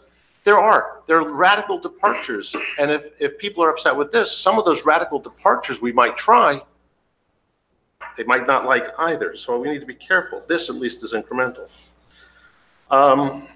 In a few closing comments here. I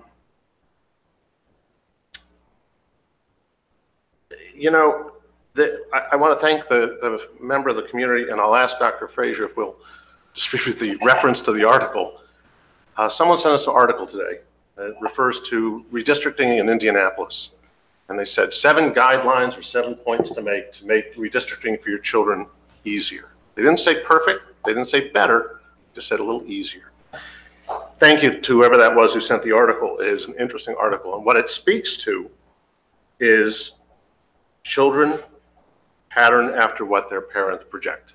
I mean, that's my big takeaway from that, which is, Denise said it, we've all said it. We used to have a phrase here, occasionally you would hear it if you listen to the old tapes, which is someone would make an argument and they'd be in the minority and the item would pass and the one person who was in the minority would sit there and say, the cheese stands alone.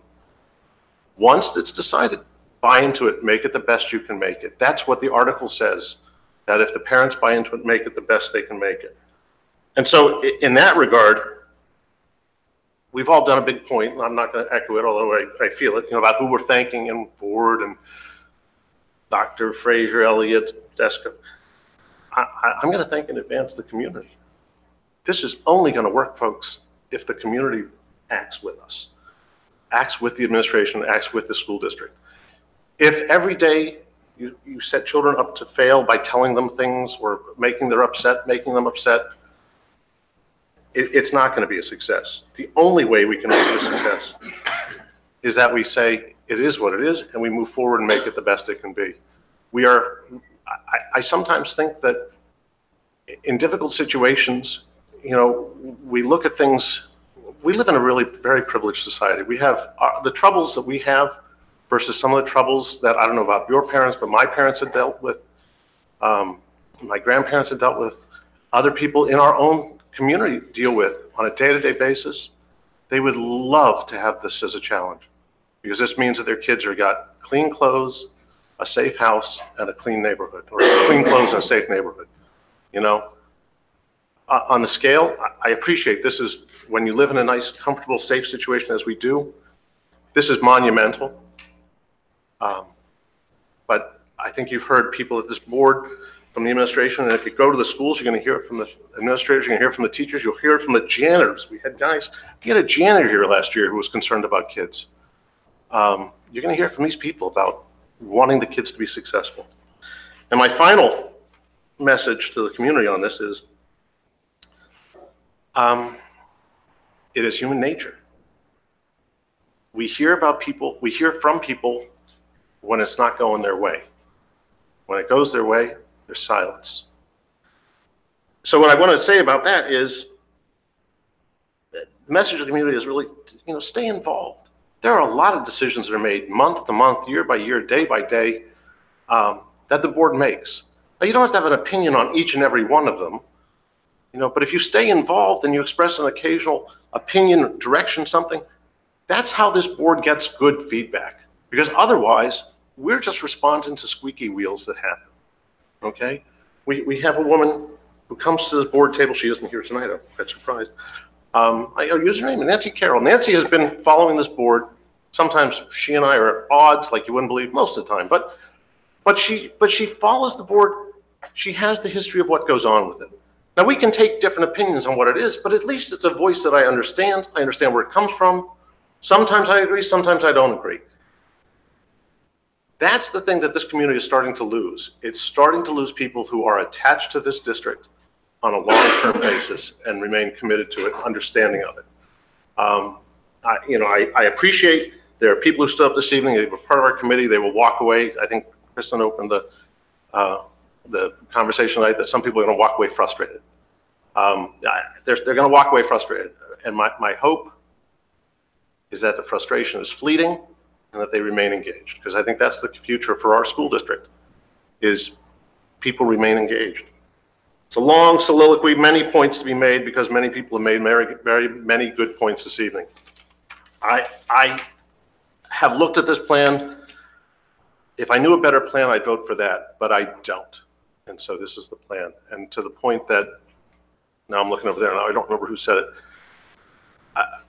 I think it was Mr. Bilek. I was of the opinion that redistricting may happen more frequently and should happen more frequently. But I respect the position that Dr. Frazier and his team have come forward with, which is one of the points, Joe, on the list was that children should only be redistricted once. And so I was quoted in the paper as saying pretty much what Mr. Bilek said, which said, 3 to 5 years, I could accept that. And Dr. Frazier and I had a healthy disagreement about that. And I wrote back to you and said, you're right to do it. That's what we hired you for. We hired you for your perspective and your understanding of the business. We'll see. I wish it luck. I think it's the best chance you got to go for 5 to 7 years. And so I'll be supporting it. Thanks. Thank you, Mr. Greb. Is there any further board comment? So that said, I appreciate the articulate comments of my peers, and in that case, I'll be brief. I'm proud of this process for all the reasons people talked about, but a couple that people haven't talked about. There were members of our community committee and a third of this board that are personally impacted by redistricting. And despite the fact that they were impacted by redistricting, whether it's kids in the system or neighbors with kids in the system, they stayed engaged in a really positive way. I'm also proud of this process because, having experienced the facilities capital planning process, which was just as difficult, I think this board learned from that experience and managed to work together in support of the administration and the final outcome. And for those reasons, I feel good about what we've done, although this is now another starting point. This is where we bring together the redistricting and the capital planning process, and I'm hopeful that we look at building capacities every year as we do our capital plan to help stay well ahead of the decisions that need to be made so that we're able to deliver, this longer term approach to redistricting. I've thanked the staff and the administration. I want to echo the thoughts of my peers in thanking the community members that put more time in than you can imagine. I think they got a little bit of a taste of what it was like to be on the board. Hopefully there's some future board members in there. Also, I want to thank the families of the district for participating, whether it be on the surveys, all the emails, or coming out to these meetings, or even the phone calls. There were phone calls that I got while I was in Charlotte this week that, although I didn't have time to return those, as Mark said, getting back today, I do not want to end those dialogues, and am personally committed to continue to keeping people engaged because that's how we learn. So please know that we did see all of your email, all of your notes, and although sometimes it's impossible to respond to all of those, it goes into how we think and what we do. As I've stated from previous meetings, and as Ms. Brooks noted, the final map is not consistent with the approach that I would have taken if it were up to me. But unfortunately, it's not just up to me. It's up to a lot of people. And I respect the work that was done by all of those people. And as a result, I will be supporting this motion tonight. More importantly for me is what we do moving forward. One of the things that I appreciate that Mr. Sanko said, you get promoted tonight too, is that we do this well. Previous administrators who are no longer with this district have done it and demonstrated it, and that continuity goes through there. And the newer administrators within the district are completely committed to doing what's right for children. So I do not take lightly the fact that this is a complex and emotional topic and that parts of our community are not going to be pleased with the outcome. In fact, frustrated. And to those folks, I want you to know that I genuinely empathize with your emotions and will be completely committed to supporting our administration and making sure that the implementation of redistricting and the maintenance of redistricting over time is done in a way which ensures the smoothest transition for our students and the best school experience for all of our children. With that said, I'll call for a roll call vote, please, Madam Secretary. Mark Bialik, Yes. Denise Brooks, Yes. Gerald Grupp, Yes. Joseph Hidalgo, No. Christine Marcel, No. Marianne McKee, Yes. Ed Tate, Yes. Michael Thorward, Yes. Andy Block. Yes, motion passes 7-2. With that, we'll move on to our second session of public comment. I would ask that if you'd like to speak, please line up against the wall. State your name and your town when you come up to the podium. I would also ask that you address the board as a whole and not individual members.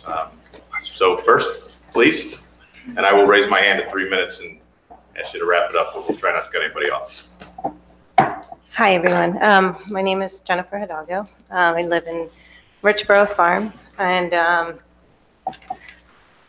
it's been an emotional process for not only me, parent, knowing that my kid is moving, but I've come to the acceptance. It's going to happen, and there's not much I can do about it. I know that my fellow community members have worked tirelessly just trying to fight to stay within our neighborhood school. And, you know, if anything, I just am a believer of a kid staying as close to their home school as possible. And, you know, it's neat to watch all of you and to agree to disagree. And I respect every single one of you and what has, boy, just what I've witnessed. It's just amazing time and effort and emotion that goes into this. And I'm not worried about transition with Mr. Senko in the lead of that, as he's dealt with a ton of transition with my own children. Is it the outcome that I would have liked to see? No, but I understand and I respect all of you. And I just finally want to have the opportunity to thank every single one of you, especially Joe. And, you know, I really hope it works out. And I just feel really for the parents. I'm a full-time working mom. I know there's a lot that's going to have to be sacrificed and a lot that's going to be changed and altered in their schedules. And, you know, but we'll work together, we're a community. And that's what we have to do. We're Council Rock. So God bless all of you. Thank you. Thank you, Ms. Hidalgo, and thank you for your service. I know sometimes board members' spouses hear more from the community than the board members do. So thanks for hanging in there. Hello, everyone. My name's Rick. I live in College Park. I'm sorry, first and last name? Rick Haslam, College Park. My community is definitely impacted by this decision. And it's definitely been a hard decision. I actually lived right off Twiningford Road where they were talking about splitting.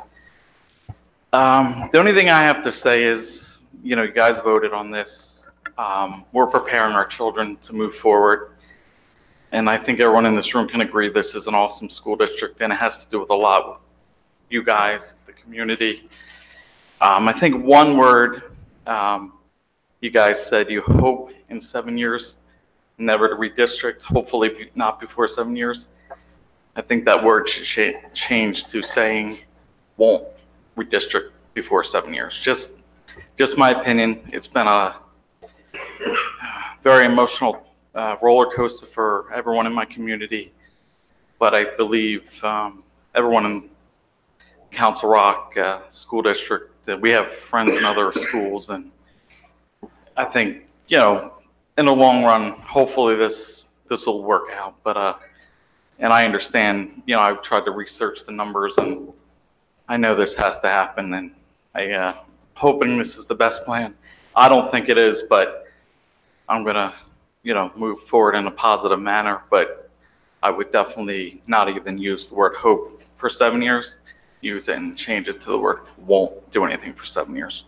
And that won't even affect me. I'm just thinking about my community and what my community's been through. So, and I'd like to thank everybody here, my neighbors, and we'll just all work together as a community. So thank you for your time. Thank you. Well said.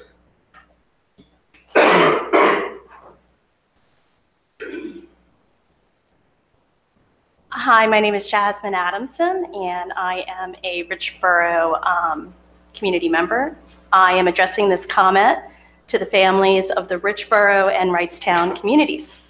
Our communities have specifically been torn apart in this redistricting plan. I urge everyone in these communities to stop being complacent and stop trusting in your elected school board members. We were complacent and we trusted the process, and the process failed us.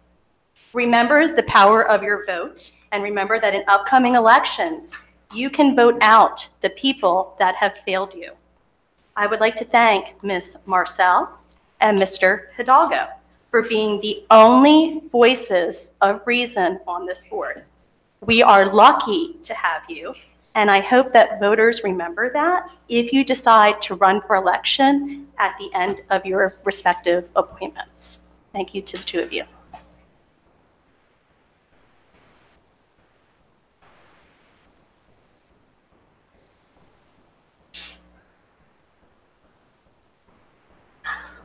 Good evening. My name is Brian Spence. My children go to currently at Churchville. We live on Holland Road, right across from St. Bede's. Approximately 6 houses, no other school-age children. Now that you changed Holland Ridge back to Hillcrest, kind of leaves us on the edge. We're literally between 3 schools. I'd appreciate any kind of help for my 2 children who are in 5th and 2nd grade.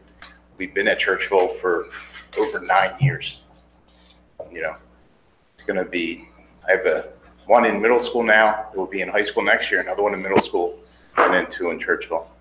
But, I mean, I know what you guys have been doing has been hard work, you know, bouncing things back and forth, you know, stressful on everyone. You know, things have to be done, but any kind of consideration for us being out of the way, you know, be appreciated. Thank you. Thanks, sir.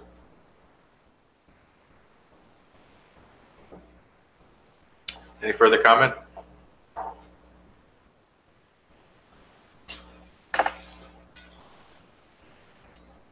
Mrs. Carroll? I knew I'd get her out eventually. Hello, my name is Nancy Carroll. And I'm the person who hasn't been coming lately to school board meetings.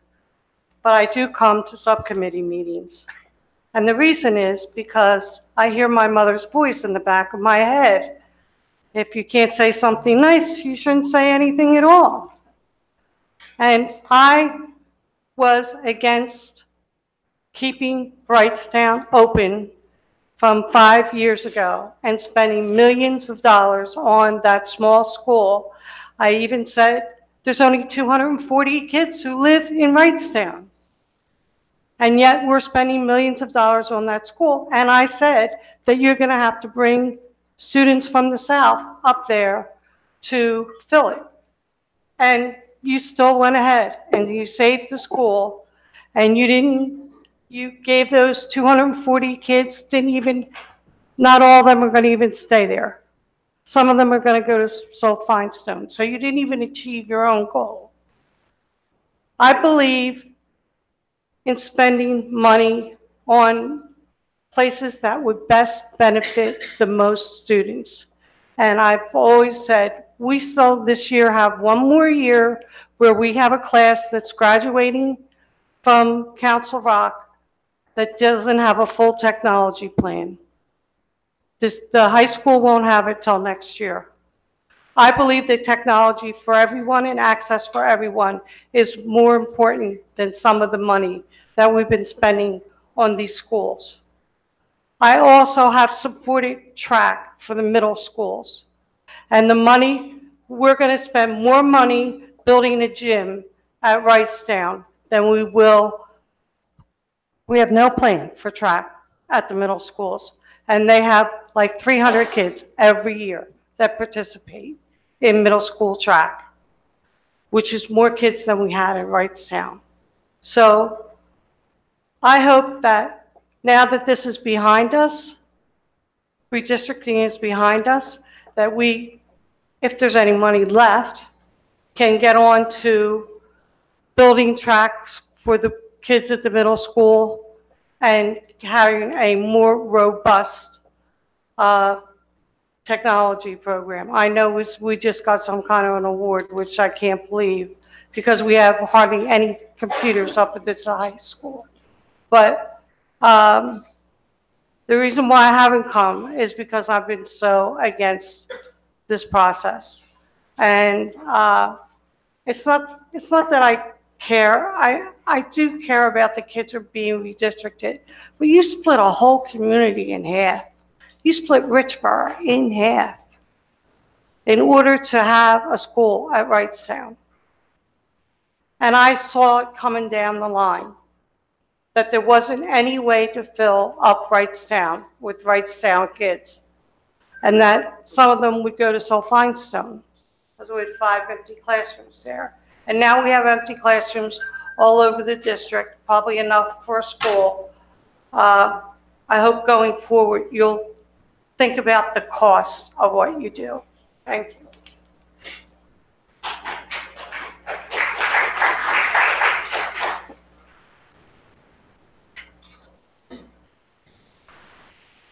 Good evening, everyone. Thank you for your time tonight.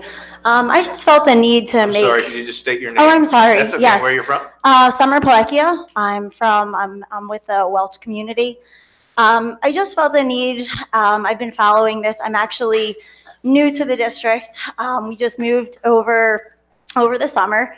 We know that Council Rock is an amazing school district. I just felt the need to make a comment tonight.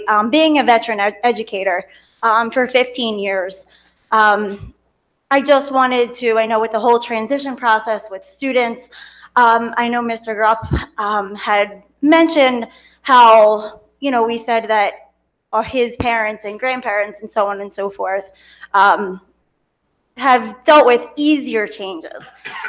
And I do not agree with that to certain points. Being an educator, being in the field of education, we deal with pretty heavy problems.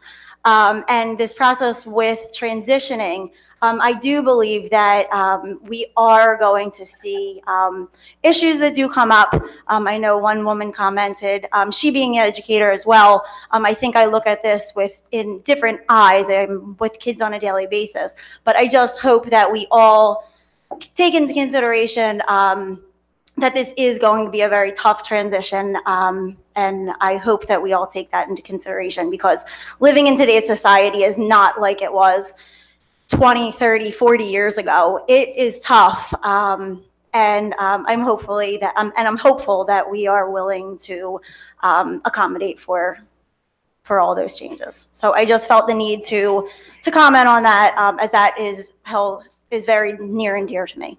So I appreciate it, and I appreciate all the time and effort. Thank you very much. Thank you. Just a point of clarification. I think maybe I misheard as you said. I was saying that many of our parents, many people have more difficult times than we have had.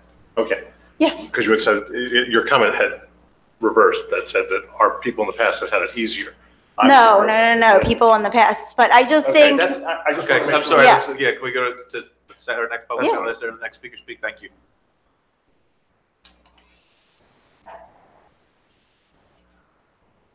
Allison Schaefer of Richboro. The thought that I keep hearing in my head is the talk about community, and how you spoke about community tonight, and I keep thinking about how my community is ripped apart. I keep thinking about my children, even in sports, and opening up our Northampton book. And are we Northampton anymore? I don't really know. It feels like now we're Newtown, but we live in Northampton. Are we residents of Newtown? No. But that's where our kids are going to school now because our community is being ripped apart. I feel really sad for them because now I know they're not going to know really what did they do? Do they play with the people in the neighborhood? They're not their community anymore. Now they're going to be Newtown, and that's not where we live. We're Northampton. It just feels very confusing and strange that that's what we are when we live in Northampton. I just don't understand how you can rip a community apart and think that it's okay and keep talking about community. Community. What's our community now? My neighbors right across the way are now going to Northampton. They'll be in Northampton, they're gonna stay at Richboro, and I'm Newtown living in Northampton. It's so weird. It just doesn't make sense to me that we can keep talking about community when I feel like I don't have a community right now. My neighbors are going to a completely different path. My children cannot play with anybody that's going to be in their school district anywhere near us. And it's really sad to keep hearing you talk about community when I feel as though my community has been torn apart. And I really think that it's hard to hear it, and I feel like you need to understand that we keep using this word community when our community is really torn. So it's a permanent split for us, and it's really difficult because now I know that it's permanent and that they're never going to meet up with these children again. And do they go with Northampton? We're Northampton residents, but now they're going to want to be in Newtown. It's so silly. I'm not even a Newtown resident. So did they go to Northampton Sports? Did they go to Newtown Sports, or did we stay in Northampton? It just feels confusing to me, and I'm trying to think of how to tell my children, no, we're Northampton, but all of your friends now live in Newtown. It's just something to think about, and it's just weird to think of my community as completely torn apart. And I'm just sad for them. So, thank you.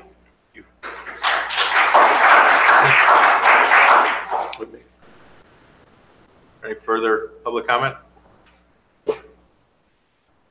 Okay, with that, we'll go to old business or old business. Actually, I just want to make a point of clarification. There was someone made a comment. I appreciate the sentiment when someone says that we were using the word hope and they would like to ask for won't. When you look around the board table, 8 of the board members on the table have been with the board for about 5 years or less. So when you ask the board to make a commitment to something 7 years long, such as they won't redistrict, I appreciate the sentiment, but I also that's the practical reality, which this board can do what this board can do. So I appreciate the sentiment. We can talk about it offline, but I want to just understand that's why this board tries to do what it can for as long as it can in picking up on that sentiment. Because we can't commit to what a future board may or may not do. Thank you. Any old business? Any new business? I do have one piece, just as we move into calendar season for 2019, 2020. I was approached by some members of the community recently about the snow day and the replacement of school on primary election day. For 2000, we do 2020. As you can imagine, it's potentially a contentious election. We could see much greater turnout than we've seen in the past, and as a result, as you start to put together the recommendation, I'd like to suggest that we ensure we find a way to keep primary day as an in-service day, so no kids are in the schools. So we're prepared to deal with that. So I'm sure there will be more discussion when we talk about the calendar, but I wanted to put that out there. Any other new business? Any board comment? Meeting adjourned. Thanks for coming out.